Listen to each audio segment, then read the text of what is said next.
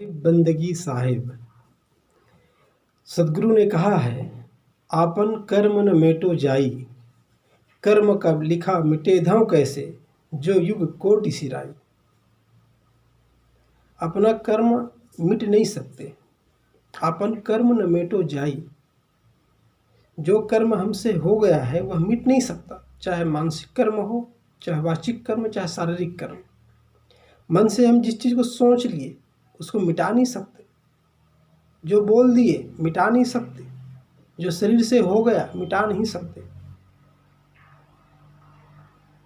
इसलिए सोचने, बोलने, करने से पहले ही हमें सावधानी रखने की ज़रूरत है, क्योंकि जो एक बार तीर से निकल गया वो निकल गया, फिर कमान में नहीं आ सकता। आपन कर्म न मिटो जाई, कर्म का लिखा मिटे धों कैसे। सदगुरु कहते हैं कि जो कर्म हमसे हो गए हैं वो भला मिट कैसे सकते हैं। जो युग कोटि सिराई, चाहे करोड़ों युग क्यों न ही बीत जाए वो मिट नहीं सकता, भोग कर ही समाप्त होते हैं। जो कर्म हमसे हो गए हैं वो भोग देंगे, भोगने के बाद ही समाप्त होगा।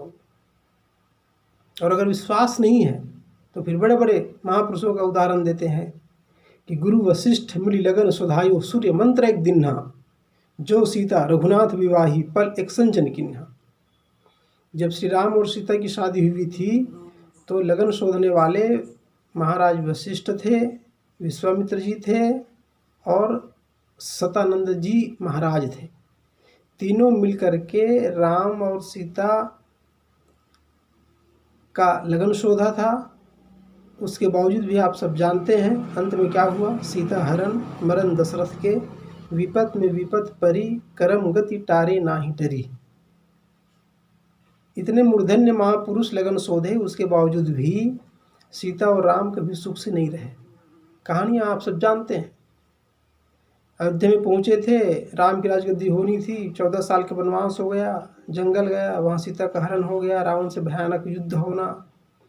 वापस आए, कुछ साल फिर बीते थे, सीता का निष्कासन हुआ, फिर जंगल जंगल बेचारी भटकती रही। लोग उसका जन्म हुआ, विद्या सीखे, अश्वमेध यज्ञ में राम के साथ मुकाबला हुआ, फिर अयोध्या गए, सीता को बुलाया गया तो कहा फिर अग्नि परीक्षा चाहिए। बेचारी तंग आ गई थी, अग्नि परीक्षा अग्नि परीक्षा, धरती में समा गई, मतलब खाई खंदक में कूद के जान दे दी। तो 3 मूर्धन्य महापुरुषों ने मिलकर लगन शोधा था, लेकिन सुख कहाँ मिला। सीता हरण मरण दशरथ के, विपत में विपत परी, करम गति टारे नाही डरी। गुरु वशिष्ठ मिली लगन शोधायो, सूर्य मंत्र एक दिन्हा, जो सीता रघुनाथ विवाही पल एक संजन किन्हा। जो सीता रघुनाथ के साथ ब्याही गई थी लेकिन एक पल भी सुख नहीं पाई। नारद मुनि को बदन छिपायो, किन्हो कपि को स्वरूपा। नारद मुनि को विष्णु भगवान ने कपि का रूप दे दिया। वो कहानियां हैं, सब जानते हैं पुराण के जानकार, कि विश्व मोहिनी से शादी करना चाहता था नारद जी, तो उनको अपना रूप पसंद नहीं आया तो विष्णु भगवान के पास गया, अपना रूप दे दीजिए ताकि उसके साथ मेरा विवाह हो जाए। उसने कहा ठीक है, और बंदर का रूप दे दिया। अब नारद जी जब बैठे थे वहाँ स्वयंवर में तो उनको लगता था कि सबसे स्मार्ट मैं ही लग रहा हूँगा, तो मुझे देखे करके सामने सामने जाता, लेकिन मुँह फेर लेती। अंततः उनके साथ शादी नहीं हो पाया। तो उसने आके जब अपना चेहरा देखा तो बंदर का रूप, बहुत गुस्सा आया, विष्णु भगवान को श्राप दे दिया। ये सब कहानियाँ हैं। इसका मतलब है कि नारद मुनि को बदन छिपायो, किन्हो कपि को स्वरूपा, और शिशुपाल की भुजा उपारी, आप भय हरि ठूठा। तो नारद जी ने श्राप दे दिया था कि तूने मेरा मुंह बंदर का कर दिया, तो जाओ तुम भी संकट में पड़ोगे तो बानर ही तुम्हारे सहयोग करेंगे। तो उनको भी उसका फल भोगना पड़ा। और शिशुपाल की भुजा उपारी, आप भय हरि ठूठा। शिशुपाल जब छोटा था तब श्री कृष्ण के गोद में गए, और कहानियाँ हैं कि गोद में जाने से उसके 2 अतिरिक्त हाथ थे वो गायब हो गए। हमें लगता है 2 अतिरिक्त हाथ को श्री कृष्ण ने झगड़ा टाइम में उखाड़ दिया होगा। तो आप भय हरि ठूठा, जगन्नाथ में वो लूले होके बैठे हैं। श्री राम ने बाली को छिप करके मारा था, तो श्री राम कृष्ण हुए और बाली जरा नाम का व्याध हुआ, और बाली जो व्याध हुआ था उसी के बाणों से श्री कृष्ण का अंत हुआ। तो उनको भी अपने कर्मों का फल भोगना पड़ा। बाली बधोबरी आई, एक समय ऐसी बनी आई, उन्हों अवसर पाई, नारद मुनि को बदन छिपायु, किन्हो कपि को स्वरूपा, शिशुपाल की भुजा उपारी, आप भय हरि ठूठा। पार्वती को बांझने के लिए ईश्वर ने की भिखारी। पार्वती का कोई कोख से बेटा पैदा नहीं हुआ था। स्वामी कार्तिकेय और गणेश जी को उनके कोख का नहीं मानते, तो बांझ तो रह गई, जगत जननी है लेकिन बांझ रह गई। तो पार्वती को बांझने की, क्या पार्वती को बांझ ना कहा जाए? ईश्वर ने की भिखारी, क्या शिव को भिखारी ना कहा जाए? वो तो भीख मांग के खाते हैं, भीख मांग भव खाए। सबको वस्त्र देते हैं, वो बाघंबर पहने हुए हैं। पार्वती को बांझ न कहिए, ईश्वर न कहिए भिखारी, कहीं कबीर कर्ता की बातें कर्म की बात निनारी। कर्म की बात तो बड़ी निनारी है, गहनो कर्मनो गति, कर्म की गति बड़ी गहन है। कब कौन सा कर्म उदय हो जाए कहा नहीं जा सकता। हमको लगता है कि हम तो बड़े अच्छे हैं, तब भी दुख मिलता है, और पापी लोग सुख भोग रहे हैं।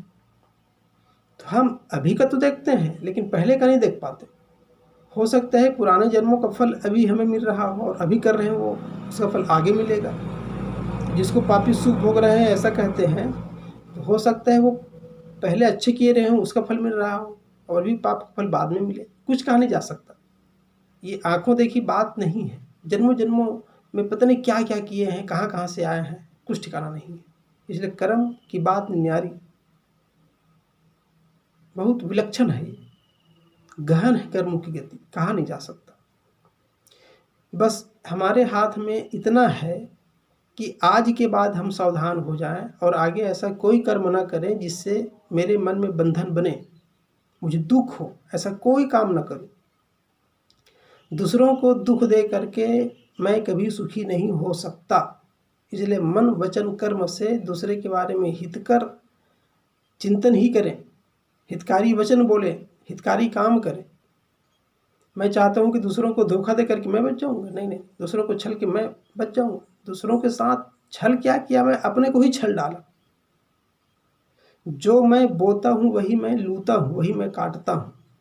इस तथ्य को समझने की जरूरत है। बोया पेड़ बबूल का, आम कहाँ से खाए। अगर बबूल का पेड़ बोता हूँ तो कांटे ही तो हाथ आएंगे, आम कहाँ से मुझे मिल पाएगा। फूल बोऊंगा तो फूल मिलेंगे, कांटे बोऊंगा तो कांटे। एक झोली में फूल भरे हैं, एक झोली में कांटे रे, कोई कारण होगा। अगर दुख मिल रहा है तो उसका भी कारण होगा कि मेरे सोच में, मेरे बोल में, मेरे कृत्य में कुछ गलतियाँ होगी। उसका निरीक्षण करने की जरूरत है, कहाँ मुझसे गलती हो रही है। ठीक है, वाणी से गलत नहीं बोलता हूँ, इंद्रियों से गलत नहीं करता हूँ, लेकिन मन से मैं गलत सोचता हूँ, नकारात्मक सोचता हूँ, उल्टा सीधा सोचता हूँ। मन के सोचने में मेरा कोई ढंग नहीं है, मन के नियम को नहीं जानता, मन के स्वभाव को नहीं जानता, तो फिर मुझे दुख मिलना ही है, उससे बच नहीं सकता। इसलिए मन के एक एक चाल को, मन के एक एक बारीकियों को हमें समझने की आवश्यकता है। भगवान बुद्ध ने कहा है कि शुभ कर्म और अशुभ कर्म हमारे पीछे कैसे लगे रहते हैं। तो उसने कहा अशुभ कर्म ऐसे लगे रहते हैं जैसे बैलगाड़ी में बैल नधे होते हैं, और एक तो बैलगाड़ी का बोझा बैल को खींचना पड़ता है, और चलने में जरा देरी किया कि उसे चक्के लगते हैं, चाक लगते हैं, चक्का उसके पैर को रौंदता है। तो एक तो बोझा ढोना है अलग, और जरा लेट किया कि चक्के लगते हैं उसको। तो दुख, तो अशुभ कर्म, गलत कर्म जीव के पीछे ऐसे ही लगा रहता है जैसे चक्का जो है बैल के पीछे लगा रहता है रौंदने के लिए, वैसे मुझे दुखाने के लिए गलत कर्म मेरे पीछे लगे ही रहते हैं। और अच्छे कर्म कैसे लगे रहते हैं, जैसे मेरी छाया पीछे पीछे चलती ही छाया, कोई दुख नहीं, कोई झंझट नहीं। तो शुभ कर्म आज और आगे मुझे सुख ही देंगे, अशुभ कर्म आज और आगे मुझे दुख ही देंगे। इसलिए कर्मों को अपने सुधारोगे भाई, तुम पर जुर्म है न ईश्वर खुदाई। कर्म अच्छे हैं तो मुझे पूजा नमाज ये सब करने की जरूरत नहीं, कर्म ही पूजा है, वर्क इज वर्शिप। इसलिए कर्मों पे ध्यान दें, शुभ कर्म करें, इसी में हम सबकी भलाई है। साहिब बंदगी साहिब।